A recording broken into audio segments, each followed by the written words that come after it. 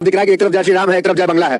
क्या लगता है जय बंगला की तरफ जाएंगे जो आपके समाज के लोग हैं कि जय श्री राम? अभी बता है भाई, अभी बता है। आप जैसे पत्रकारों ने पहले के राजा महाराजा भान रखा था, अब आप सवाल करें तो आप पत्रकार पे हमला करते हैं, परसों हो जाते हैं। आप लोग भरवागिरी में इतने मशगूल हैं कि जय श्री राम। अरे जय श्री राम का क्या था बताओ ना। जय श्री राम मर्यादा के लिए जाने जाते हैं पुरुषोत्तम राम। अब सीता के बगैर राम अधूरा है। श्री राम बोलने वाले खतरे में क्यों है यहाँ पे? कौन खतरे में है? मैं तो खतरे में नहीं हूँ। आप लोग कितने पैदा कर देते हैं, सब कुछ बोलते हैं, तरीके से बोलेंगे ना। क्या सही पकड़े हैं? आपके कहने से कुछ भी बोल देंगे। पहले भारत माता की जय बोली जाती थी देश की आजादी की लड़ाई लड़ने के लिए। भाजपा आरएसएस के लोग भारत माता की जय बोलते हैं देश की संपत्तियों को बेचने के लिए। जय श्री राम का नारा लगाया जाता है धार्मिक सौहार्द के लिए, आप समझिए, मन में शांति के लिए। और ये लोग भाजपा के लोग अशांति फैलाने के लिए करते हैं। तो इस बात को कैसे स्वीकार करेगा? घूम फिर करके फिर तनाव आ गया। तो बताना चाहता हूं कि वो भारत के हिंदुओं से कोई उम्मीद ना रखे, क्योंकि यहाँ का हिंदू खुद 15 साल से खतरे में है। वो पहले अपने आप को बचाएगा या तुम्हें बचाने आएगा। शाहरुख खान यदि गद्दार है तो नरेंद्र मोदी क्या है? शेख हसीना को एक ना दिन से क्यों रखा अपने पास? वो क्या लव कर रहे हैं क्या शेख हसीना से? संजय सिंह जी, आपने सुना संगीत सोम क्या कह रहे थे? क्या कोलकाता नाइट राइडर्स की टीम में बांग्लादेशी खिलाड़ी को चुनने पर शाहरुख खान को गद्दार कहना जायज है? अभी मजा आएगा, दोस्त समझाता हूँ। क्रिकेट का खिलाड़ी रखने पर शाहरुख खान गद्दार है तो शेख हसीना को हिंदुस्तान में रखने पर प्रधानमंत्री जी क्या है? अरे बाप रे, पहलगाम में हमारी बहनों के माथे के सिंदूर उजाड़े गए, नंगा करके नहला रहा। उसके बाद पूरे देश ने कहा पाकिस्तान से क्रिकेट नहीं खेलना चाहिए। बात तो सही है। प्रधानमंत्री के भतीजे ने पाकिस्तान के साथ क्रिकेट खेला। तुम्हें शर्म है कुछ? जिसका नाम जैसा है उसको आप क्या कहेंगे? कुछ शर्म आया है? कैसे कैसे लोग रहते हैं यार यहाँ पर। चलो भाई देखो अब मैं क्या करता हूँ। मेरा दर्द सनातनियों को है, बांग्लादेशी में हत्या हुई है उसको है। मेरा दर्द वो 6 वर्ष की बच्ची है जिसे जिंदा जलाया गया है। मैं आपसे सिर्फ पूछ रहा हूँ, ईमानदारी से आप बताइए। आप खाने ईमानदारी से बताइए, वो जब जिंदा जलाई गई 7 साल की बच्ची थी और वो तमाम बच्चियों के साथ दुष्कर्म हुआ और मंदिर तोड़े गए, आपको दर्द नहीं हुआ? ईमानदारी से बताइए। ईमानदारी से सुनेंगे आप? मुझे बहुत तकलीफ हुई। मैंने इस पर शो भी किया, था और मुझे वाकई में बहुत तकलीफ हुई। लेकिन मेरा सवाल ये है कि देवकीनंदन ठाकुर जो है, मुझे ऐसा लगता नहीं है उनको तकलीफ जो बांग्लादेश में हिंदुओं के साथ हो रहा है उसको लेकर हो रही है। मुझे ऐसा लगता है कि देवकीनंदन ठाकुर को निशाने पर शाहरुख खान को लेना है, इस वजह से देवकीनंदन ठाकुर ये तमाम बातें कर रहे हैं। सही पकड़े हैं? वरना तो सर देश के अंदर शेख हसीना अभी भी रह रही है, इस पर तो देवकीनंदन ठाकुर ने कुछ नहीं कहा। खालिदा जिया का निधन होता है, भारत सरकार की तरफ से हमारे विदेश मंत्री वहां पर जाते हैं और अफसोस जताते हैं, इस पर तो देवकीनंदन ठाकुर ने कुछ नहीं कहा। बीसीसीआई को तो देवकीनंदन ठाकुर ने गद्दार नहीं कहा।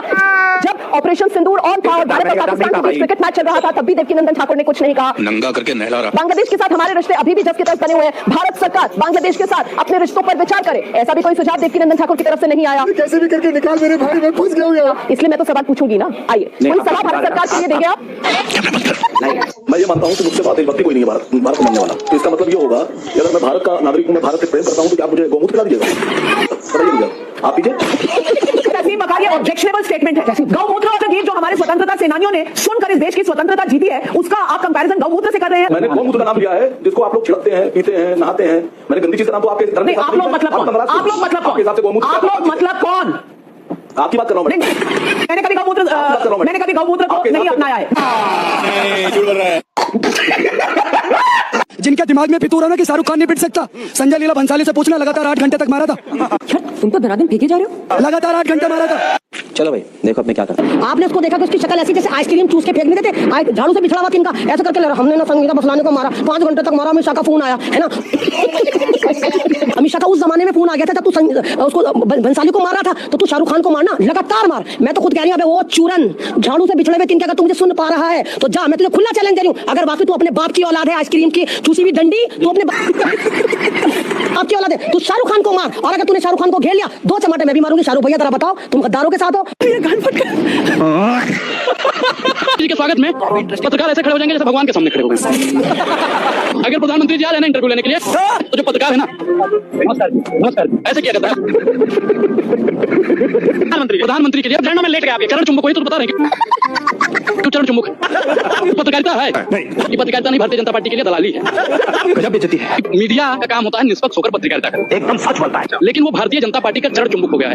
बात सही है। और पत्रकार भैया है ना, वो निष्पक्ष नहीं है। एकदम सच बोलता है। वो दलाली करते हैं, ब्लैक एंड व्हाइट दिखाते हैं। व्हाइट ब्लैक ज्यादा दिखाते हैं, व्हाइट कम दिखाते हैं। ये बड़ी अच्छी बात कही आप। हिंदू मुसलमान करवाने के लिए इनको गोल्ड मेडल अगर दिया जाए तो वो भी कम है, क्योंकि सबसे ज्यादा हिंदू मुसलमान करते हैं। अमित देवगन 24 घंटा हिंदू मुसलमान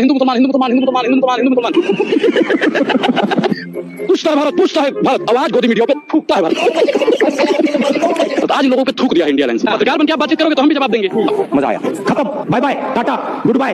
संगीत सोम, आप शाहरुख खान को गद्दार कहते हैं। शाहरुख खान सैकड़ों करोड़ रुपए का इनकम टैक्स भरते हैं, भारत सरकार उनको इनाम से नवाजती है, पुरस्कार देती है। क्या उनको गद्दार कहना ये गलती नहीं है आपकी? तो वो ऐसा गद्दारी का काम कर क्यों रहे हैं? आज जब हिंदुओं के साथ अत्याचार हो रहा है तो वो रहमान जैसे खिलाड़ी को क्यों खरीदना चाहते हैं वहां से? संगीत जी गजब कर रहे हैं आप। शाहरुख खान ने अपने आप खरीद लिया। बीसीसीआई ऑक्शन कराती है, बीसीसीआई की निगरानी में हो रहा है। बीसीसीआई की मुखिया शाहरुख खान नहीं है, मिथुन मिन्हास है। बीसीसीआई के साथ जय शाह भी जुड़े रहे हैं। बस हो गया, चलो। आप इन लोगों से सवाल क्यों नहीं करते? आप बीसीसीआई से आपको सवाल करना चाहिए। मैं समझ रहा हूँ संगीत सोम, बंगाल में चुनाव आ रहे हैं, शाहरुख खान ममता दीदी के साथ कई बार तस्वीरों में देखे गए, उनके करीबी माने जाते हैं, अल्पसंख्यक समाज से आते हैं, उनके नाम में खान लगा हुआ है।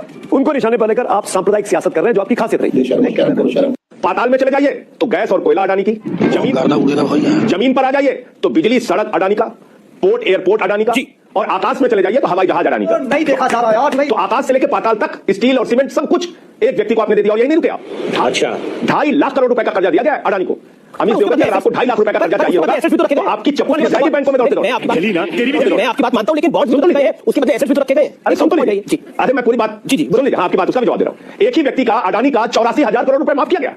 ये वो व्यक्ति है जो 2007 में जेल जा चुका है। और भी तथ्य बता रहा हूं, 1999-2000 में केतन पारिक के साथ मिलकर इस व्यक्ति ने शेयर घोटाला किया। इतना ही नहीं रुकता, 38 फर्जी कंपनियां दुनिया के तमाम देशों में बनाई, मॉरिशस जैसे, कैरेबियाई जैसे देशों में, और उसके थ्रू हजारों करोड़ रुपए अपनी ही कंपनी में लगाया, अपनी कंपनी के शेयर को भारत में ओवर वैल्यू किया, उसके आधार पर बैंकों से लोन ले लिया। तू क्या साबित करना चाहता है तू? और इसमें कौन कौन से लोग शामिल हैं? अगस्ता वेस्टलैंड का आरोपी, आपके चैनल पर पूरी जिम्मेदारी से कह रहा हूं, चैन चुंग लिंग, जो अडानी के साथ मिलकर व्यापार कर रहा है। आप मुझे बताइए, क्या इस पूरे मामले की जांच नहीं होनी चाहिए?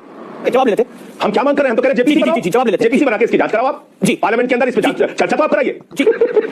अब आप बताइए, ये क्या कर रहे हैं? आरएसएस ने कहा भारत पे हमला है, अडानी ने कहा भारत पे हमला है जी, कहा अंतरराष्ट्रीय साजिश है। ठीक है, आप मेरी बात छोड़ दीजिए अमीर जी। जितनी एक मिनट खत्म कर रहा हूं, जितनी दूसरी पॉलिटिकल पार्टी है इनकी भी बात छोड़ दीजिए। मैं बात कर रहा हूं भारतीय जनता पार्टी के मुख्यमंत्री योगी आदित्यनाथ जी की, जिन्होंने हजारों करोड़ का टेंडर रद्द किया। उन्होंने भारत पे हमला कर दिया। योगी आदित्यनाथ भारत के खिलाफ साजिश कर रहे हैं, तो फिर तो उनको गिरफ्तार करना चाहिए, उनके खिलाफ कार्रवाई होनी चाहिए। बस हवा निकल। आपका एक फोटो लगातार वायरल, एक नहीं हजारों ऐसे फोटो हैं जो 2 कौड़ी के लोग वायरल करते हैं। क्या लगता है कि ये फोटो AI से बनाया? नहीं सच है, तो फिर आप ही बताइए ना, सच है फिर? भगवान क्या जुल्म है। कौन मुल्ला का इतना औकात है भाई हमें छू ले?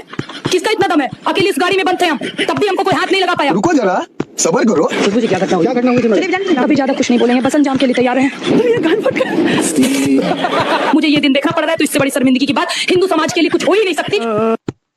उन हिंदू समाज